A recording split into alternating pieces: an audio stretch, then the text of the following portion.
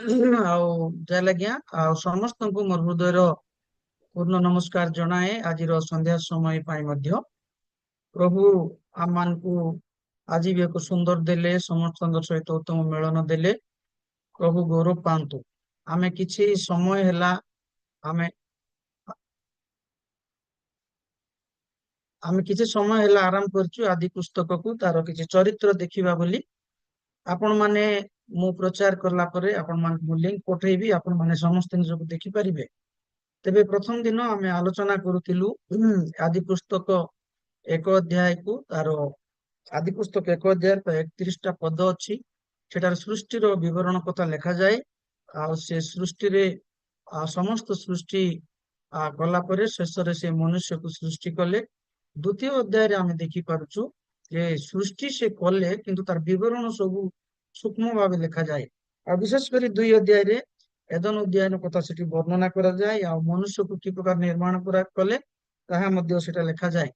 ଆଉ ତୃତୀୟ ଅଧ୍ୟାୟରେ ଅବାଦନ କି ପ୍ରକାର ପାପରେ ପଡିଲେ ଏବଂ ପରମେଶ୍ୱର ତହିଁ ମଧ୍ୟରୁ ଏକ ପୁନରୁଦ୍ଧାର ଉପାୟ କାଢିଲେ ସେଇ କଥା ଲେଖାଯାଏ। ଚତୁର୍ଥ ଅଧ୍ୟାୟରେ ଆମେ ଆଜି ଦେଖିବା ଯେ କଏନ ଆଉ ହେବଲଙ୍କର ସେମାନଙ୍କର ବଳି।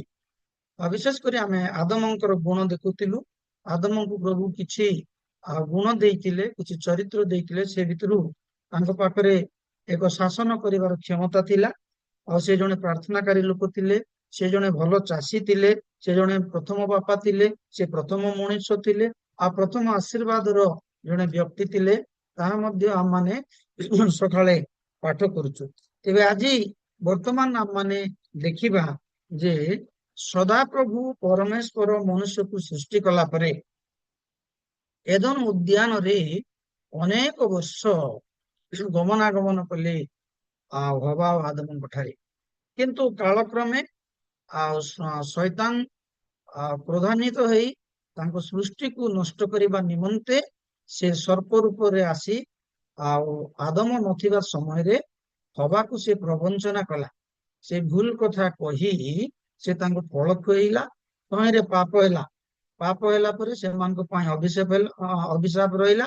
ଆଉ ପରମେଶ୍ୱର ଆଦମକୁ କହିଲେ, ତୁମେ ମୁଁ ମନା କରିଥିବା ଫଳ ଖାଇଥିବାରୁ ତୁମେ ବହୁତ କାର୍ଯ୍ୟ କରିବ, କଷ୍ଟରେ କାମ କଲେ ମୁଣ୍ଡର ଝାଳ ତୁଣ୍ଡରେ ପଡିଲେ ତୁମେ ମୁଠାଏ ଭାତ ପାଇବ। ଆଉ ସେ ହବାକୁ କହିଲେ, ତୁମେ ପୂର୍ବ ପରି ଆଉ ପ୍ରସବ କରିବ ନାହିଁ। ତୁମେ ଛୁଆ ପ୍ରସବ କଲା ବେଳକୁ ତୁମେ ବ୍ୟଥା ରହିବ। ଆଉ ସାପକୁ କହିଲେ, ତୁ ଆଉ ତୋର ହାତ ଗୋଡ ଛିଣ୍ଡି ଯିବ, ତୁ ଧୂଳି ଖାଇକରି ବଞ୍ଚିବୁ ଆଉ ପେଟରେ ଚାଲିବୁ। ତେବେ ହବା ଆଉ ଆଦମକୁ ସର୍ପ କାହିଁକି ଆଉ ତାଙ୍କୁ ପ୍ରବଞ୍ଚନା କଲା? ଆମେ ଯଦି ଆଦି ପୁସ୍ତକ ଏକ ଅଧ୍ୟାୟର ଏକ ପଦରୁ ଦେଖୁ, ସେ ଜାଗାରେ ଲେଖାଯାଏ ପରମେଶ୍ୱର ଆଉ ସ୍ୱର୍ଗ ପୃଥିବୀକୁ ସୃଷ୍ଟି କଲେ। ଅଲରେଡି ସେଠି ଗୋଟେ ପୃଥିବୀ ରହିଥିଲା, କିନ୍ତୁ ସେଥିମଧ୍ୟରେ ଆମେ ଯିଶାୟ ପୁସ୍ତକ ଜିଏଜିକେଲ ପୁସ୍ତକରେ ଦେଖୁଛୁ ଯେ ଲୁସିଫର ବୋଲି ଜଣେ ଦୂତ ଥିଲେ। ସେ ଈଶ୍ୱରଙ୍କର ପ୍ରଧାନ ଦୂତ। ସେ ଅନେକ ସମୟରେ ଈଶ୍ୱରଙ୍କର ସୈନ୍ୟ ସାମନ୍ତକ ସହିତ, ସୈନ୍ୟ ବାହିନୀ ସହିତ ସେ ପ୍ରଶଂସା ଧନ୍ୟବାଦ କରୁଥିଲେ। କିନ୍ତୁ କାଳକ୍ରମେ ସେ ନିଜକୁ ଭାବିଲେ, ମୁଁ ତ ଏତେ ସୁନ୍ଦର, ମୋ ପରି କେହି ନାହିଁ। ମୁଁ ରୂପରେ ଭଲ, ଦେଖିବାକୁ ବହୁତ ସୁନ୍ଦର। ପୁଣି ମୁଁ ମଧ୍ୟ ମୋର ଯୋଉ କାର୍ଯ୍ୟ କରୁଛି, ମୋ ସାଙ୍ଗେ ଅନେକ ଦୂତ ମାନେ ଅଛନ୍ତି। ତେଣୁକରି ଈଶ୍ୱରଙ୍କୁ କାହିଁକି ସେମାନେ ପ୍ରଶଂସା କରିବେ? ମୁଁ ମଧ୍ୟ ପ୍ରଶଂସା ପାଇବାର ଯୋଗ୍ୟ। ଏଇ କଥା ଯେତେବେଳେ ପରମେଶ୍ୱର ଦେଖିଲେ, ଆଉ ଲୁସିଫରକୁ ସ୍ୱର୍ଗରୁ ଠେଲିଦେଲେ, ସ୍ୱର୍ଗରୁ ପକେଇଦେଲେ ତଳକୁ। ସେ ପୃଥିବୀକୁ ଆସିଲା, ସ୍ୱର୍ଗ ତା ପାଇଁ ବୋଲିକି ମନା ହେଲା। ଯେତେବେଳେ ପୃଥିବୀକୁ ସେ ଆସିଲା, ସେତେବେଳେ ଆଉ ଈଶ୍ୱରଙ୍କର ଆଉ ଶୈତାନ ମଧ୍ୟରେ ଏକ ବାଦାନୁବାଦ ରହିଲା। ଅର୍ଥାତ ଈଶ୍ୱରଙ୍କର ସୃଷ୍ଟିକୁ ନଷ୍ଟ କରିବା ପାଇଁ ଶୈତାନ ଚେଷ୍ଟା କଲା। ତେବେ ଆପଣ ମାନେ ମତେ ପଚାରି ପାରନ୍ତି, ଶୈତାନର କଣ ଏତେ ଶକ୍ତି ଯେ ତାଙ୍କ ସୃଷ୍ଟିକୁ ନଷ୍ଟ କରିବା? ନା, ତାହା ନୁହେଁ। ନିଶ୍ଚୟ କରି ଶୈତାନ ଠାରୁ ପରମେଶ୍ୱର କମ ଶକ୍ତି ନୁହନ୍ତି, ସେ ସର୍ବଶକ୍ତିମାନ। କିନ୍ତୁ ପରମେଶ୍ୱର ମନୁଷ୍ୟକୁ ଆଉ ଦୂତ ମାନଙ୍କୁ ସ୍ୱାଧୀନ ଦେଇଥିଲେ। ତୁମେ ଯାହା ବି କରିପାରିବ, ଆମ ମାନଙ୍କର ପରମେଶ୍ୱର ସ୍ଵାଧୀନ ଦିଅନ୍ତି, କିନ୍ତୁ ବେଳେ ବେଳେ ଆମ ମାନେ ସ୍ଵାଧୀନର ଅପବ୍ୟବହାର କରୁ, ଯେ ଭୁଲ କରୁ। ଯେମିତି ହବା ଆଦମକୁ ସେ ସ୍ଵାଧୀନ ଦେଲେ ଏଦନ ଉଦ୍ୟାନ ମଧ୍ୟରେ ସେ କହିଲେ ତୁମେ ସବୁ ବୃକ୍ଷର ଫଳ ଖାଇବ, କିନ୍ତୁ ମଧ୍ୟସ୍ଥ ବୃକ୍ଷର ଫଳ ଖାଇବ ନାହିଁ। ଯୋଉଦିନ ତୁମେ ଖାଇବ ସେଇଦିନ ତୁମେ ମରିବ। ହେଲେ ଖାଇଲା ପରେ ମରଣ ଆସିଥିଲା ତାଙ୍କ ପାଇଁ। ଏଇଟା କିଏ କରିଥିଲା? ତାଙ୍କ ସୃଷ୍ଟିକୁ ନଷ୍ଟ କରିବା ପାଇଁ ଲୁସିଫର ଦୂତ ସର୍ପ ବେଶରେ ଆସି ତାଙ୍କୁ ପ୍ରବର୍ତ୍ତେଇଲା। ତେବେ 2 ଅଧ୍ୟାୟର 17 ପଦକୁ ଆମେ ଯେତେବେଳେ ପଢୁଛୁ, ସେଠାରେ ଲେଖାଯାଏ ଯେ ମାତ୍ର ସଦାପ୍ରଭୁ ଜ୍ଞାନ ସତ୍ ଜ୍ଞାନଦାୟକ ବୃକ୍ଷର ଫଳ ଭୋଜନ କରିବ ନାହିଁ, ମାତ୍ର ସତ୍ ଜ୍ଞାନ ବୃକ୍ଷର ଫଳ ଭୋଜନ କରିବ ନାହିଁ, ଯେହେତୁ ଯେଉଁ ଦିନ ତାହା ଖାଇବ ସେଇଦିନ ନିତାନ୍ତ ମରିବ, ଏହା ସଦାପ୍ରଭୁ କହିଥିଲେ। କିନ୍ତୁ ଏଇ କଥା ଯେତେବେଳେ କହିଲେ ଯୋଉଦିନ ଖାଇବ ସେଦିନ ତୁମେ ମରିବ, କିନ୍ତୁ ହବା କଣ ବୋଲୁଛନ୍ତି ସର୍ପକୁ? 3 ପଦ ପଢନ୍ତୁ କେହି ଜଣେ, 3 ଅଧ୍ୟାୟର 3 ପଦ ପଢନ୍ତୁ ଦୟାକରି। କେବଳ ଉଦ୍ୟାନର ମଧ୍ୟସ୍ଥିତ ବୃକ୍ଷର ଫଳ ବିଷୟରେ ପରମେଶ୍ୱର କହିଅଛନ୍ତି, ତୁମ୍ଭେମାନେ ତାହା ଖାଇବ ନାହିଁ ଓ ଛୁଇଁବ ନାହିଁ, ତାହା କଲେ ମରିବ। ହେଲେ ହବା କଣ କରୁଛନ୍ତି ଏଠି? ନା ହାତରୁ ମିଶଉଛନ୍ତି, ଶୈତାନକୁ ସୁଯୋଗ ଦେଇ ଦଉଛନ୍ତି। କହୁଛନ୍ତି ସେ ଉପରେ କହିଲେ ଲେଖାଯାଏ ତୁମେ ଖାଇବ ନାହିଁ, ସେଠି କହୁଛନ୍ତି ତୁମେ ଖାଇବ ନାହିଁ କି ତୁମେ ଛୁଇଁବ ନାହିଁ, ତାହା କଲେ ମରିବ। ଶୈତାନ ଯେତେବେଳେ ଆଦମ ନଥିଲେ ସେ କାହାକି ଆସିଲା?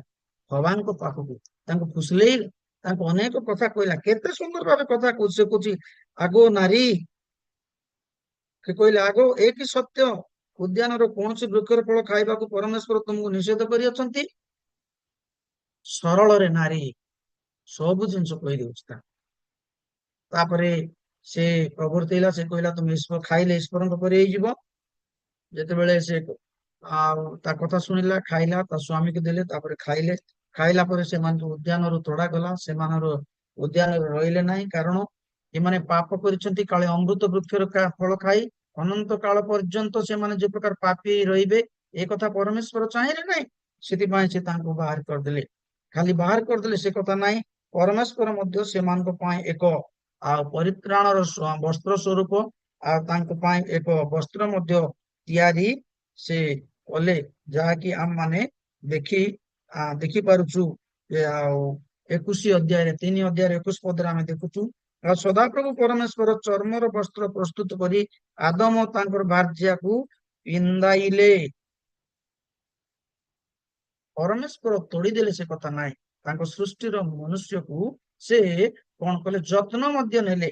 ତେବେ ଆମେ ଦେଖୁଛୁ ଯେ ଏସବୁ ବୈର ଭାବ ରଖି ଶୈତାନ ଧୀରେ ଧୀରେ ଆସିଲା, ତାଙ୍କ ସୃଷ୍ଟିକୁ ନଷ୍ଟ କଲା, ଅବାଦମକୁ ନଷ୍ଟ କଲା। ନଷ୍ଟ କଲା ପରେ ତାଙ୍କଠାରୁ ଯୋଉ ସମ୍ପର୍କ ଥିଲା, ସମ୍ପର୍କ ତୁଟେଇ ଦେଲା। ଏବଂ ପରମେଶ୍ୱର ପୂର୍ବ ପରି ଆସିଲେ ମଧ୍ୟ ତାଙ୍କ ଦେଖା ଦେଲେ ନାହିଁ। ପ୍ରଭୁଙ୍କ ଠାରୁ ସମ୍ପର୍କ ଭିନ୍ନ ହେଲା ଅବାଧ୍ୟ ହେବାରୁ। ଏହା ଆମେ ଗତ ଅଧ୍ୟାୟ ମାନଙ୍କ ମଧ୍ୟରେ ଦେଖିଛୁ। ଆଜି ଆମେ ଦେଖିବା ଯେ ଏଇ ସବୁ ଘଟଣା ଉତ୍ତାରେ ପରମେଶ୍ୱର ହବା ଆଉ ଆଦମକୁ ଏଦନ ଉଦ୍ୟାନରୁ ବାହାର କରିଦେଲା ପରେ ସେମାନେ ଗୋଟେ ସ୍ଥାନରେ ରହିଲେ। 4 ଅଧ୍ୟାୟର 1-2 ପଦରେ ଆମେ ଯେତେବେଳେ ଦେଖିବା, ସେମାନେ ଗୋଟିଏ ସ୍ଥାନରେ ରହିଲେ।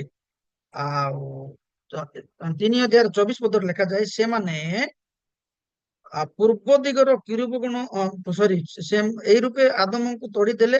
ପୁଣି ଅମୃତ ବୃକ୍ଷର ପଥ ରକ୍ଷା କରିବା ନିମନ୍ତେ ଏଦନ ଉଦ୍ୟାନରେ ପୂର୍ବ ଦିଗର କିରୁବ ଗଣ ଓ ଚତୁର୍ଦିଗରେ ଘୂର୍ଣ୍ଣାୟମାନ ତେଜମୟ ଖଡ୍ଗରେ ସ୍ଥାପନ କଲେ। ଆଉ ସେମାନଙ୍କୁ ଯେତେବେଳେ ତୋଳିଦେଲେ, ଆଉ ସେତେବେଳେ ସେମାନେ ଆସି ରହିଲେ। ଆଉ ଲେଖାଯାଏ ପାପ କଲା ପରେ, ମନ ଦେଇ ଶୁଣନ୍ତୁ ଏଥର, ପାପ କଲା ପରେ ସେମାନଙ୍କର ପ୍ରଥମ ସନ୍ତାନ ଜନ୍ମ ହେଲେ କଇନ ବୋଲି। ଆପଣଙ୍କୁ ପ୍ରଶ୍ନ କରି ପଚାରି ପାରନ୍ତି, କଇନ ତାଙ୍କର ପ୍ରଥମ ପୁତ୍ର। କେତେବେଳେ ସେ ପ୍ରଥମ ପୁତ୍ର? ଯେତେବେଳେ ପାପ କଲେ। ପାପ ନ କରିବା ପୂର୍ବରୁ ହଜାର ହଜାର ବର୍ଷ ସେମାନେ ରହିଥିଲେ, ସେମାନଙ୍କର ପିଲା ଛୁଆ ଜନ୍ମ ନିଶ୍ଚୟ କରି ହେଇଥିବ।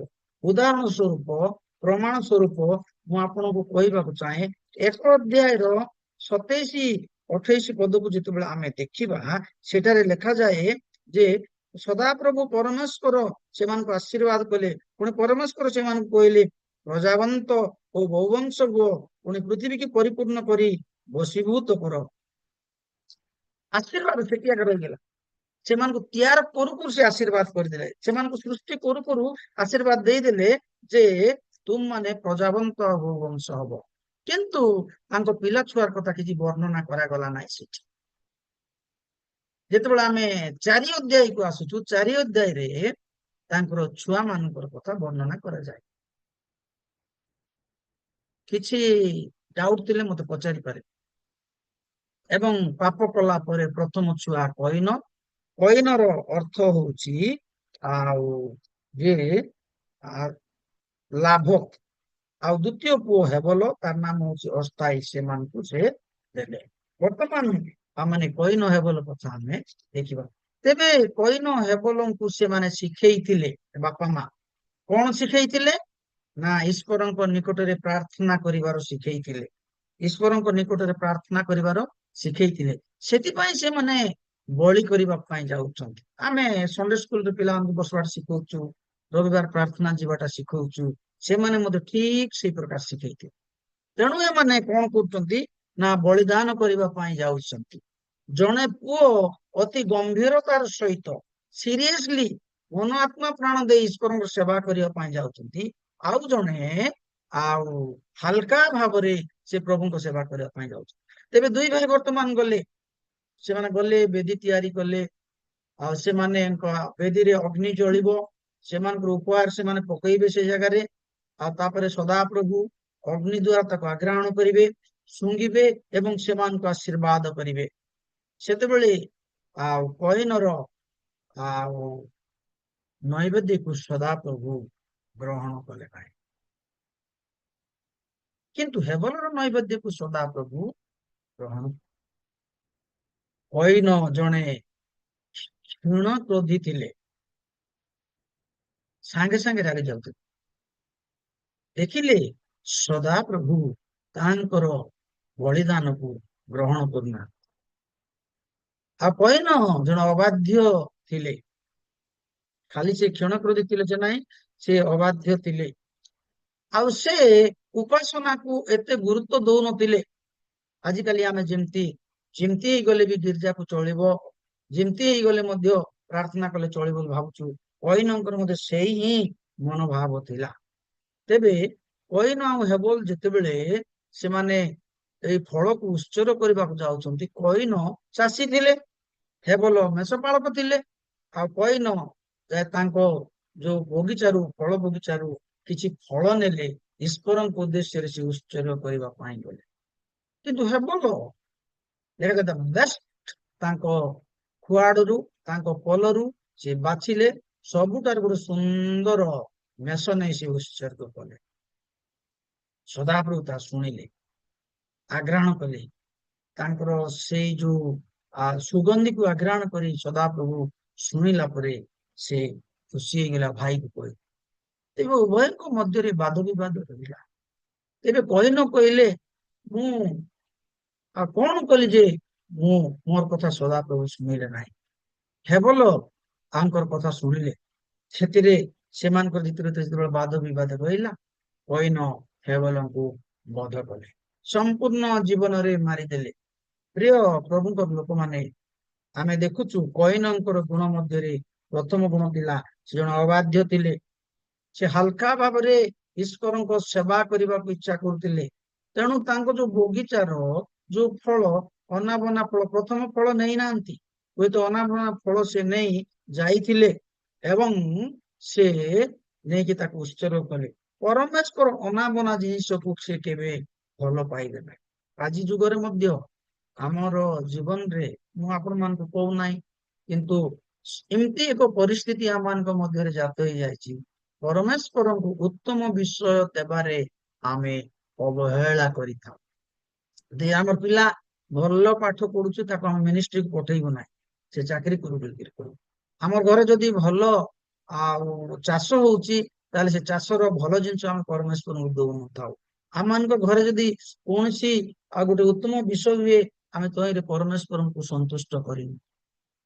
ଆମେ ସବୁବେଳେ କଇନଙ୍କ ପରି ସେକେଣ୍ଡାରୀ ଜିନିଷକୁ ଆମେ ଦେଇଥାଉ।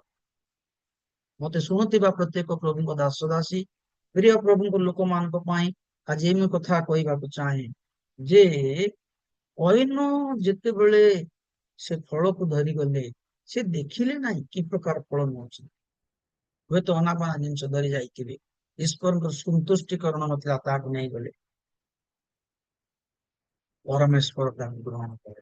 ତେବେ ପ୍ରଥମ ଗୁଣ ତାଙ୍କର ଥିଲା ଅବାଧ୍ୟ, ଦ୍ୱିତୀୟ ଗୁଣ ଥିଲା କ୍ରୋଧୀ, କ୍ଷଣେ କ୍ରୋଧୀ ଥିଲେ, ତୃତୀୟ ଗୁଣ ଥିଲା ଅବହେଳିତ ଗୁଣ, ଯେମିତି ହେଲେ ମଧ୍ୟ ଚଳିବ, ଚତୁର୍ଥ ଗୁଣ ଥିଲା ସେ ନମ୍ର ନଥିଲେ, ସେ ପ୍ରାର୍ଥନାଶୀଳ ନଥିଲେ। ସେଥିପାଇଁ ପରମେଶ୍ୱର ତାଙ୍କ ନୈବେଦ୍ୟକୁ ଗ୍ରହଣ କଲେ ନାହିଁ। କିନ୍ତୁ ହେବଲ ସେ ଦେଖିଲେ ଫଳ ମଧ୍ୟରେ ଅତି ସୁନ୍ଦର ଅତି ସୁନ୍ଦର ଜିନିଷ ଈଶ୍ୱରଙ୍କ ପାଇଁ ସେ ବାଛିଲେ, ଆଉ ତାକୁ ବଳି ଦେଲେ। ହେବଲ ନମ୍ର ଥିଲେ, ହେବଲ ପ୍ରଭୁ ପ୍ରିୟ ଥିଲେ, ହେବଲ ସମର୍ପିତ ଥିଲେ। ଯଦି ଆପଣ 4 ଅଧ୍ୟାୟର 4 ପଦରେ ଯଦି ଦେଖିବେ ଯେ କାହିଁକି ହେବଲଙ୍କର ପ୍ରାର୍ଥନା ସଦା ପ୍ରଭୁ ଶୁଣିଲେ, ହେବଲ ଖାଲି ସେ ବଳି ଦେଲେ ସେ କଥା ନାହିଁ, ସେ ନିଜକୁ ପ୍ରସ୍ତୁତ କଲେ ବୋଲି ଲେଖାଯାଏ। ଆମେ ଯଦି ହୁଏତ ଇଂଲିଶ ବାଇବଲର 4 ଅଧ୍ୟାୟର 4 ପଦରେ ଲେଖାଯାଏ, ଆଉ କିନ୍ତୁ ବୋଧେ ଓଡିଆ ବାଇବଲର 4 ଅଧ୍ୟାୟର 3 ପଦ ମଧ୍ୟ ବୋଧେ ତାକୁ ଲେଖାଯାଏ। ଟିକେ ପଢିବା, 4 ଅଧ୍ୟାୟ 3 ପଦର ଶେଷ ଅଂଶ ଟିକେ ପଢିବା।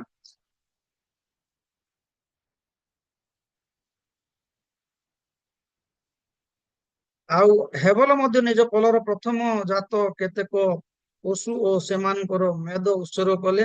ସଦାପ୍ରଭୁ ହେବଲଙ୍କୁ ତାଙ୍କ ନୈବେଦ୍ୟକୁ ଗ୍ରହଣ କଲେ। ଆଉ 3 ପଦ ଯେତେବେଳେ ଦେଖୁ, ସମୟାନୁକ୍ରମେ କଇନ ସଦାପ୍ରଭୁଙ୍କ ଉଦ୍ଦେଶ୍ୟରେ ଭୂମି ଫଳ ଆଣି ଉତ୍ସର୍ଗ କଲେ। 5 ପଦ, ମାତ୍ର କଇନ ଓ ତାଙ୍କର ନୈବେଦ୍ୟକୁ ସେ ଅଗ୍ରାହ୍ୟ କଲେ, ଯେହେତୁ କଇନ ଅତି କ୍ରୋଧ କରି ଅଧମ କହିଲେ। ତେବେ ଯଦି ଆମେ ଇଂଲିଶ ବାଇବଲ ଲେଖାଯାଏ ଯେ ସଦାପ୍ରଭୁ ଠାରେ ହେବଲ ସମର୍ପିତ ହେଲେ। ସେ ଆପଣଙ୍କ ଦାନକୁ ଦେଖନ୍ତି ନାହିଁ, ସେ ଆପଣଙ୍କର ପଇସାକୁ ଦେଖନ୍ତି ନାହିଁ, ସେ ଆପଣଙ୍କର ଆଉ ପରିମାଣକୁ ସେ ଦେଖନ୍ତି ନାହିଁ, ସେ ଆପଣଙ୍କ ହୃଦୟକୁ ଦେଖନ୍ତି। ପ୍ରିୟ ପ୍ରଭୁଙ୍କର ଲୋକମାନେ, ଯୋଉମାନେ ବି ମତେ ଶୁଣୁଛନ୍ତି, ଆଜି ଆମମାନଙ୍କ ପାଇଁ ଏକ ବାର୍ତ୍ତା ଅଟେ ଯେ ଆମେ ଯାହା ଈଶ୍ୱରଙ୍କୁ ଦଉଛୁ, ଆମମାନଙ୍କର ଦାନ କି ପ୍ରକାର ଅଟେ। ଏଭ୍ରି 4ର 4 ପଦରେ ଲେଖାଯାଏ, 11ର 4 ପଦରେ ଲେଖାଯାଏ ଯେ ସଦା ବିଶ୍ୱାସ ଦ୍ଵାରା ହେବଲ ଆପଣାର ନୈବେଦ୍ୟକୁ ସେ ସଦାପ୍ରଭୁଙ୍କ ନିକଟରେ ସମର୍ପଣ କଲେ। ଆମେ ଯଦି ଜିହୁଦା ପୁସ୍ତକକୁ ଦେଖିବା, ତେବେ ସେଠାରେ ଲେଖାଯାଏ କଇନର ରାସ୍ତା ଭଲ ନଥିଲା। ସଦାପ୍ରଭୁ ନମ୍ର ଲୋକମାନଙ୍କୁ ଖୋଜନ୍ତି। ତେବେ ଦୁଇ ଭାଇଙ୍କର ଗୁଣ ଯେତେବେଳେ ଆମେ ଦେଖୁଛୁ, ଜଣେ ବ୍ୟକ୍ତି କ୍ଷଣେ କ୍ରୋଧୀ ଥିଲେ, ଜଣେ ବ୍ୟକ୍ତି ସ୍ୱାର୍ଥପର ଥିଲେ, ଜଣେ ବ୍ୟକ୍ତି ନେଗ୍ଲେକ୍ଟେଡ ଥିଲେ, ଜଣେ ବ୍ୟକ୍ତି ପ୍ରଭୁ ପ୍ରିୟ ନଥିଲେ, ଜଣେ ବ୍ୟକ୍ତି ଦୁଷ୍ଟତା ଜଣଙ୍କ ତାଙ୍କ ଜୀବନରେ ଥିଲା, ଆଉ ଜଣେ ସୁଶୀଳ ଥିଲେ, ପ୍ରଭୁ ପ୍ରିୟ ଥିଲେ, ପ୍ରାର୍ଥନାଶୀଳ ଥିଲେ, ଆଉ ସିରିୟସଲି ଈଶ୍ୱରଙ୍କ ସେବାକୁ ସେ ନେଉଥିଲେ। ଆମେ କେମିତି ଜାଣିବା ସିରିୟସଲି? ତାହା ହଉଛି ସେ ଯେତେବେଳେ ବେଦୀକୁ କୌଣସି ଜିନିଷ ନଉଛନ୍ତି, ନିଜେ ସମର୍ପିତ ହଉଥିଲେ, ଆଉ ମଧ୍ୟ ସେ ସମର୍ପିତ କରିବା ଉତ୍ତମ ବିଷୟ ସଦାପ୍ରଭୁଙ୍କୁ ସେ ସମର୍ପଣ କରୁଥିଲେ। ତେଣୁ ମାଥିଉ ତାର 5 ଅଧ୍ୟାୟର 23-24 ଆମେ ଯେତେବେଳେ ଦେଖୁ, ସେଠାରେ ଲେଖାଯାଏ, ଯଦି ତୁମେ ତୁମର ନୈବେଦ୍ୟ ବେଦୀ ନିକଟକୁ ଆଣିଛ, ତୁମ ଭାଇ ବିରୁଦ୍ଧରେ କିଛି ଭୁଲ କରିଛ ବୋଲି ମନେ ପଡେ, ତାକୁ ସେଠି ଥୋଇ ଦିଅ, ଯାଇ ତୁମ ଭାଇ ସାଙ୍ଗେ ମିଳିତ ହେଇ ଆସି ତୁମେ ନୈବେଦ୍ୟକୁ ଗ୍ରହଣ କର। ତାର ଅର୍ଥ ନିଜକୁ ପ୍ରସ୍ତୁତ କରିବା। କଇନ ପ୍ରସ୍ତୁତ ନଥିଲେ, କଇନଙ୍କ ଜୀବନରେ ଆଉ ଏତେ ଗୁରୁତ୍ୱପୂର୍ଣ୍ଣ ବିଷୟ ନଥିଲା, କିନ୍ତୁ ହେବଲ ପ୍ରସ୍ତୁତ ଥିଲେ। ହେବଲ ଈଶ୍ୱରଙ୍କ କାର୍ଯ୍ୟ ପାଇଁ ଏତେ ଉତ୍ସର୍ଗୀକୃତ ଥିଲେ ଯେ ପ୍ରତ୍ୟେକ ବିଷୟରେ ସେ ଅତି ସିରିୟସ ରହୁଥିଲେ।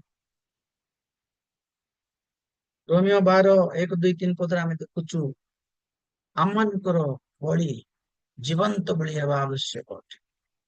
ତେବେ ହେବଲ ଯୋଉ ବଳିକୁ କଲେ, ତାହା ଥିଲା ଜୀବନ୍ତ ବଳି। ହୁଏତ ହେବଲ ମରିଗଲେ, ତାଙ୍କ ଭାଇ ମାରିଦେଲେ, କିନ୍ତୁ ଆଜି ବି ଆମେ ମନେ ପକାଉଛୁ ଯେ ହେବଲଙ୍କର ଜୀବନ ଏକ ପ୍ରାର୍ଥନାଶୀଳ ଜୀବନ, ଏକ ନମ୍ରଶୀଳ ଜୀବନ, ଏକ ପ୍ରଭୁ ପ୍ରିୟ ଜୀବନ, ଏକ ସେବା କରିବା ମନୋଭାବର ଜୀବନ। ସେବା କରିବା ଲୋକ ଆଜ୍ଞା ସବୁବେଳେ ଭଲ ଜିନିଷ ଈଶ୍ୱରଙ୍କୁ ଦିଏ। ଯଦି ଆପଣ ବ୍ୟାଙ୍କରୁ ଟଙ୍କା ଆଣନ୍ତି, କାହାଠାରୁ ପାଆନ୍ତି, ଦାନ ଦେବା ସମୟରେ ଈଶ୍ୱରଙ୍କ ନିକଟରେ ଭଲ ଜିନିଷକୁ ବାଛି ଦେବା ଆବଶ୍ୟକ ଅଟେ। ଆମେ ସେବା ଯେତେ ଲୋକ କରୁଛୁ ଆଉ ଯେତେ ମଧ୍ୟ ଖ୍ରୀଷ୍ଟ ବିଶ୍ୱାସୀ ଅଛୁ, ଆମମାନଙ୍କ ଜୀବନରେ ଆମ ସେବାକୁ, ଆମ ପ୍ରାର୍ଥନାକୁ ସିରିୟସଲି ନେବା ଆବଶ୍ୟକ ଅଟେ। ସିରିୟସଲି ନେଲେ ନାହିଁ, ସିରିୟସଲି ନେଲେ ନାହିଁ, ସେ ହାଲକା ଭାବେ ସେ ନେଲେ, କିନ୍ତୁ କେବଳ ସିରିୟସଲି ନେଲେ। ତେବେ ମୁଁ ଛୋଟିଆ ଚିନ୍ତାରେ ଆପଣମାନଙ୍କୁ କହିବା ପାଇଁ ଚାହେଁ, କଇନଙ୍କର ନୈବେଦ୍ୟକୁ ସଦା ପ୍ରଭୁ ଗ୍ରହଣ କଲେ ନାହିଁ। କାହିଁକି ଗ୍ରହଣ କଲେ ନାହିଁ? ନା, ସେ ସିରିୟସ ନଥିଲେ, ହୃଦୟ ସହିତ ସେ ଡାକି ନଥିଲେ, ହୃଦୟ ସହିତ କରୁନଥିଲେ। ହୁଏତ ଆଦମ ଆଉ ହବା ତାଙ୍କୁ କହିଥିବେ, ପୁଅ ଯା ତୁ ଯାଇକିରି ବଳି ଦେ, ସେତେବେଳକୁ ସେ କଣ କରିଥିଲେ? ସେ ଯାଇକି ସେ ସେବା କରୁଛନ୍ତି, ଯାଇକି ସେ ଉତ୍ସର୍ଗ କରୁଛନ୍ତି। କିନ୍ତୁ କେବଳ ମନ ସହିତ ଯାଉଛନ୍ତି। ଯୋଉମାନେ ମନ, ହୃଦୟ, ପ୍ରାଣ ସହିତ ଯାଆନ୍ତି, ପରମେଶ୍ୱର ସେମାନଙ୍କୁ ଆଶୀର୍ବାଦ କରିବେ, ପରମେଶ୍ୱର ସେମାନଙ୍କର ପ୍ରାର୍ଥନା ଶୁଣିବେ, ପରମେଶ୍ୱର ସେମାନଙ୍କୁ ସୁରକ୍ଷା ଦେବେ, ପରମେଶ୍ୱର ସେମାନଙ୍କୁ ଅନୁଗ୍ରହ କରିବେ। ହୁଏତ ଆମେ ବିପଦ ଆସିପାରେ, ଆମେ ମରିପାରୁ, ଦୁଃଖ ଆସିପାରେ, କିନ୍ତୁ ପରମେଶ୍ୱର ଆମମାନଙ୍କର ସପକ୍ଷ ହେବେ। ତେବେ ପ୍ରିୟମାନେ, ଆଜି ସନ୍ଧ୍ୟାରେ ଆପଣ ଯୋଉମାନେ ଦେଖୁଛନ୍ତି, ଆମେ ଯେତେବେଳେ ଲାଇନ ଅଛୁ, ସମସ୍ତଙ୍କ ପାଇଁ ଏହା ଏକ ବାର୍ତ୍ତା ଅଟେ ଯେ ଆମମାନେ ଈଶ୍ୱରଙ୍କ ସେବା କଲା ବେଳକୁ ସିରିୟସଲି ସେବା କରିବା ଆବଶ୍ୟକ। ସିରିୟସଲି, ହୃଦୟର ସହିତ, ମନ ପ୍ରାଣ ଆତ୍ମାର ସହିତ ପରମେଶ୍ୱରଙ୍କ ନିକଟରେ ଯେତେବେଳେ ଆମେ ସମର୍ପିତ ହେବା, ପ୍ରଭୁ ଆମକୁ ଆଶୀର୍ବାଦ କରିବେ। ପ୍ରଭୁ ଏଇ ଛୋଟିଆ ଚିନ୍ତାରେ ଆମେ ଆଶୀର୍ବାଦ କରନ୍ତୁ। ହେବଲଙ୍କ ତୁଲ୍ୟ ଆମମାନଙ୍କୁ ଅନୁଗ୍ରହ କରି ସିରିୟସଲି ସେବା କରିବା ପାଇଁ ଜୀବନକୁ ନମ୍ରଶୀଳ କରନ୍ତୁ, ପ୍ରାର୍ଥନାଶୀଳ କରନ୍ତୁ, ହୃଦୟବାନ କରନ୍ତୁ, ପ୍ରଭୁ ପ୍ରିୟ କରନ୍ତୁ, ପ୍ରତ୍ୟେକଙ୍କୁ ଆଶୀର୍ବାଦ କରନ୍ତୁ। ଅନେକ ଲୋକ କହନ୍ତି, ନା ନା ନା, ଏହା ରକ୍ତ ବଳି ନଥିଲା, ତେଣୁକରି ଏହା ରକ୍ତ ବଳି ହେଇଥିଲେ କଇନଙ୍କର ଆଉ ବଳିକୁ ସେ ଗ୍ରହଣ କରିଥାନ୍ତେ। ନା ପ୍ରିୟ ମାନେ, ସେ କଥା ନାହିଁ। ବାଇବେଲରେ ଲେଖାଯାଏ, କଇନ ପ୍ରଥମେ ନିଜେ ସମର୍ପିତ ହେଲେ, ତାପରେ ତାଙ୍କ ବଳିକୁ ସେ ଉତ୍ସର୍ଗ କଲେ।